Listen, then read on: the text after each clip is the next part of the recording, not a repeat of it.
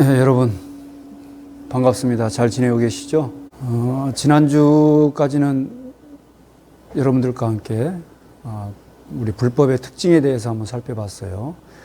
그래서 우리 불법은 지금 여기에서 누구나 다 와서 보고 지혜 있는 자가 스스로 알 수 있는 가르침인데, 그렇게 알게 되면 어떻게 되느냐?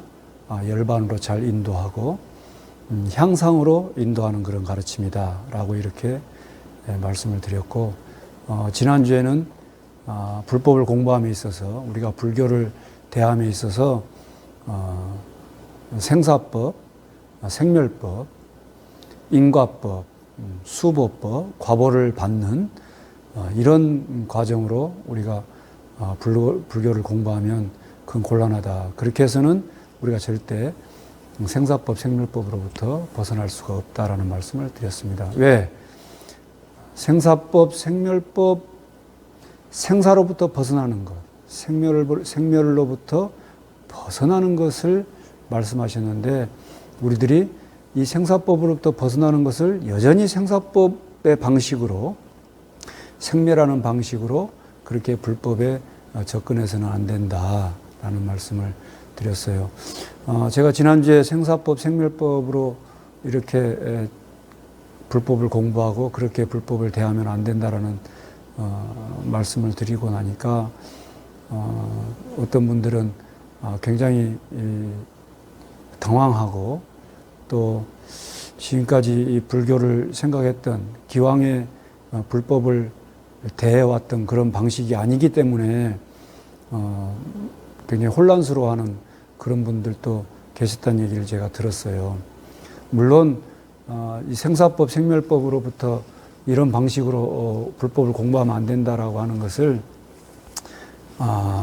처음 들으면은 이게 굉장히 혼란스럽고 당황할 수가 있어요. 왜 그러냐 하면 우리들은 뭔가를 열심히 갈고 닦아서 거기에 대한 어떤 결과로서 무엇인가를 얻고 또 그런 경지에 도달하고 하는 이런 것으로 생각하고 있었는데, 예를 들자면 중생이 부처가 되고, 또 이 미혹함으로부터 벗어나서 어떤 깨달음으로 가고, 이 혼란스러운 것으로부터 아주 명징한 그런 확실한 이런 자리로 도달하는, 또 번뇌를 깨뜨려서 깨달음을 얻는 이런 과정이라고 생각했는데, 또 그런 과정이라고 또 법문을 들 때 많이 듣잖아요.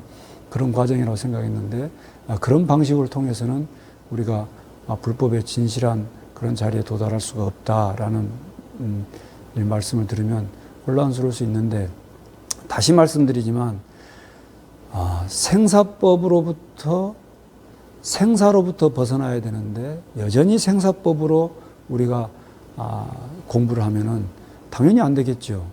생로병사하는 이런 과정이 이게 고인데, 이 고로부터 벗어나기 위해서 여전히 생사법의 방식을 쓴다.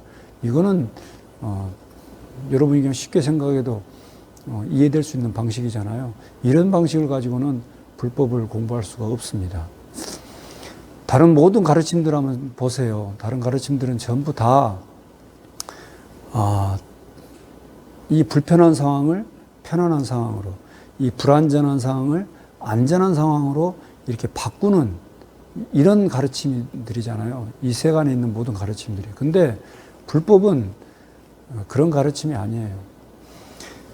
생사하는 그 자체를, 그러니까 문제가 본래 문제가 아니었다라는 사실을 꿰뚫어 보게 하는, 이게 불법의 위대함이에요. 부처님의 위대한 통찰력이에요. 그러니까 생로병사 하는데, 이 생로병사가 본래 생로병사가 아니었다라는 사실, 이 사실을 꿰뚫어 보는으로 말미암아서 생사로부터 헌칠히 벗어난다라고 이렇게 말씀드렸어요. 따라서 우리는 생사로부터 벗어나는 게 아니에요. 저도 방금 생사로부터 벗어난다, 생멸법을 타파한다 이렇게 표현했지만, 여러분 제 말에 속으면 안 돼요. 본문을 잘 새겨 들으셔야 돼요. 생사가 생로병사하는 이 문제가 우리에게 가장 큰 괴로움인데, 이 생로병사로부터 벗어난다. 이것은 생사를 버리고 생사가 없는 어떤 땅으로 간다. 이게 아니고 생사가 본래 생사가 아니었다라는 사실을 꿰뚫어 보는 것이다. 이게 다른 가르침과 불법의 가장 큰 차이점이요, 또한 부처님의 위대한 통찰력이었다. 이게 다른 가르침과 불법의 가장 큰 차이점이다라는 사실을 우리가 아셔야 되겠다. 그래서 지난주에 제가 여러분들에게 이제 법보를 실어드렸는데, 지난주에 실어드렸던 법보는 상유타 니카야에 나오는 병경이라는 경전이었고, 오늘 실어드린 이 경전은 장하암경 유행경에 나오는 말씀인데, 같은 내용이에요. 똑같은 내용인데 남방으로 전해진 니카야에서의 경전의 말씀하고 북방으로 전해진 경전의 말씀하고 한번 여러분들 비교해 보세요. 똑같습니다. 다만 좀 표현이 좀 다르고 그 다음에 그 문화적인 거에 의해서 한자 문화권에서 쓰는 말하고 남방에서 쓰는 말하고 이렇게 언어의 구사적인 게 좀 다르지, 그 내용은 아주 거의 똑같다라는 것을 여러분들이 법보를 보면 알 수 있을 거예요. 따라서 우리는 경전이 이 불법이 그냥 누군가에 의해서 이렇게 단순히 이렇게 갑자기 이렇게 누군가 적어가지고 생각난 대로 적어서 이렇게 전승된 게 아니고, 아주 구체적으로 남방이나 북방이나 똑같이 이렇게 내용이 똑같으니까 불법이 얼마나 경전이 이게 구체적으로 사실적으로 이렇게 전승되었는가를 우리는 또 여기에서 알 수 있는 거고, 여러분들이 또 한번 이 경전을 비교해서 보는 그런 재미도 있을 거예요. 한번 보시기 바랍니다. 생사법, 생멸법의 방식으로 불법을 공부해서는 안 된다라고 하는 것을 지난주에 법보에 실어드렸던 내용 가운데 스승에게는 사권이 없다. 뭐냐? 스승의 주목 가운데 어떤 비밀스러운 그런 가르침은 없다라는 내용이었는데, 요거를 장하암경 유행경에서는 안팎으로 설해야 될 것을 이미 다 설했다라고 이렇게 표현이 나와요. 여기서 이미가 중요해요. 비밀스러운 가르침, 누구에게는 전해주고 누구에게는 전해주지 않고 이런 것이 없었다. 부처님은 지금 이 경전이 부처님 열반에 드시기 전에 한 10개월 전에 하신 말씀이라고 그랬잖아요. 부처님은 45년 동안 법문을 하시는데 한 번도 비밀스러운 가르침이 없었어요. 이미 다 설해놨어요. 이게 뭐냐? 불교는 처음부터 다 주고 시작해요. 모든 걸 다 밝혀놓고 시작해요. 따로의 뭔가를 더 얻어야 되고 이루어야 되고 구해야 되는 이런 게 아닌 것이다, 이 말이에요. 왜 제가 지금 따로의 뭔가를 구해야 되고 얻어야 되고 도달해야 되는 그런 것이 아니라고 이렇게 자신 있게 말씀드릴 수 있느냐? 그것은 생사법, 생멸법이 아니기 때문에 그래요. 여러분들이 우리가 이제 부처님 오신 날 되면은 많이 듣는 법문 가운데 하나가 뭡니까? 부처님께서 도를 깨치시고 났더니, 깨달음을 이루시고 났더니 많은 중생들이 이미 다 깨쳐 있더라. 이런 법문 여러분 많이 들어보셨죠? 예. 많은 스님들이 이 법문을 많이 하셔요. 부처님께서 6년 고행을 하시고 난 다음에 딱 깨달음의 눈을 딱 뜨고 나 봤더니, 많은 중생들이 이미 다 깨쳐 있더라. 이미 깨쳐 있더라. 라고 이렇게 선언하셨다는 거예요. 여러분, 모든 중생들이 이미 깨쳐 있더라. 여기서 중생이라고 하는 것은 중생과 부처의 상대적인 개념으로서의 중생이 아니에요. 묻생명들, 모든 생명들이 다 깨쳐 있더라. 라는 얘기예요. 그러니까 이미 깨쳐 있으니까 또다시 깨달음을 이룰 일이 없는 거죠. 또다시 깨달음을 이룰 일이 없으니까 생사를 할 일이 없는 거예요. 뭡니까? 중생을 죽이고 부처를 생하게 하고, 중생을 멸하고 부처를 생하는 게 아니고, 번뇌를 멸하고 보리를 얻는 게 아니고, 미혹함을 멸하고 깨달음을 얻는 게 아닌 거예요. 이미 본래 깨달아 있더라 라는 것을 깨쳤다는 거 아니에요. 부처님이 깨달으신 게 이미 깨달음을 다 이루고 있었더라 라는 거예요. 여러분, 이렇게 얘기하면은 생사법, 생멸법의 방식으로 불법을 공부하는 게 아니다라는 게 이해가 되시죠? 스승에게는 비밀이 없어요. 처음부터 다 주고 시작해요. 뭐를? 너희들은 부처다. 너희들은 이미 깨달아 있다. 라는 사실을 다 주고 시작해요. 근데 이 사실을 누구나 다 지혜 있는 자가 스스로 알 수 있는 가르침이다. 이 말입니다. 여러분,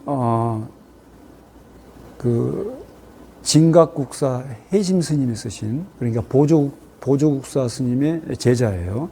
이 스님이 쓰신 선문염송이라고 하는 책이 있어요. 이 선문염송의 첫 번째 개성이 뭐냐면, 첫 번째 개성이 부처님께서 도솔천에서 마야 부인의 태중에 들기 전에 이미, 다시 부처님께서 도솔천을 떠나기 전에 이미 마야 부인의 태중에 드셨고, 부처님께서 태어나시기 전에 이미 만중생을 제도에 마쳤다. 이게 첫 번째 개성입니다.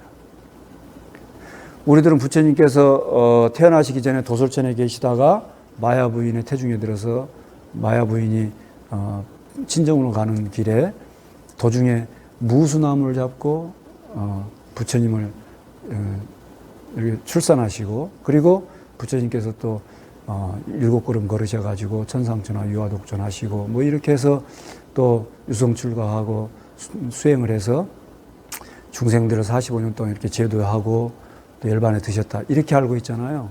그런데 그 선문연송 첫 번째 개성이 뭐냐?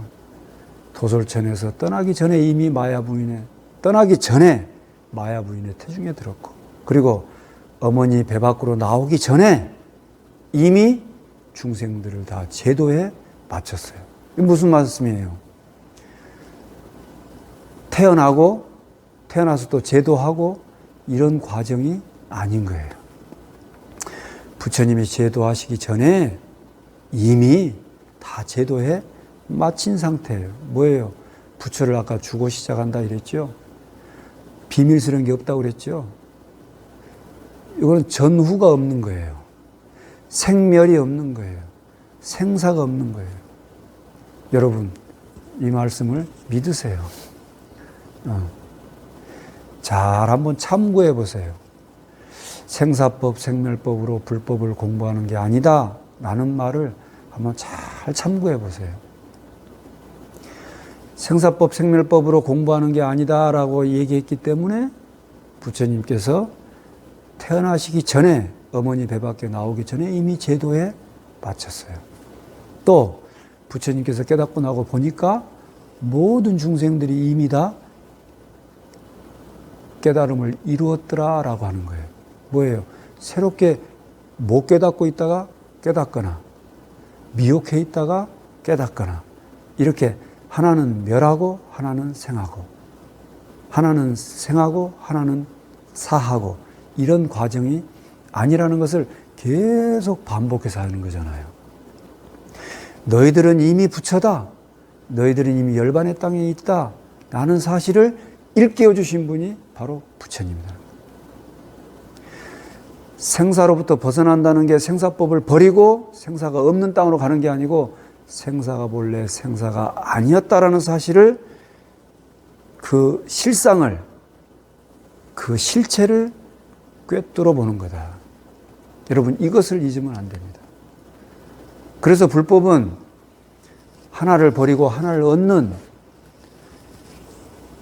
이 불안정한 걸 버리고 안전한 상태로 가거나, 혼란스러운 걸 버리고 편안한 상태로 가는 이런 과정이 아니고, 지금 우리 눈에 보이고 끊임없이 뭔가 변화변천하고 울퉁불퉁하고 혼란스럽고 하는 것들이 지금 그렇게 혼란스럽고 울퉁불퉁하고 불안정한 그 자체가 가만히 실상을 들여다봤더니 울퉁불퉁한 것도 아니요, 불안정한 것도 아니요, 혼란스러운 것도 아니라는 사실을 꿰뚫어 보는 거예요.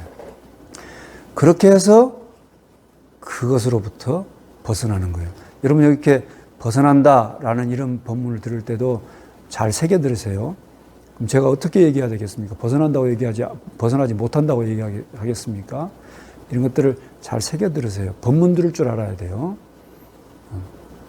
이게 불법의 위대함이요, 다른 가르침하고의 큰 차이점이에요. 여러분 금강경에 보면은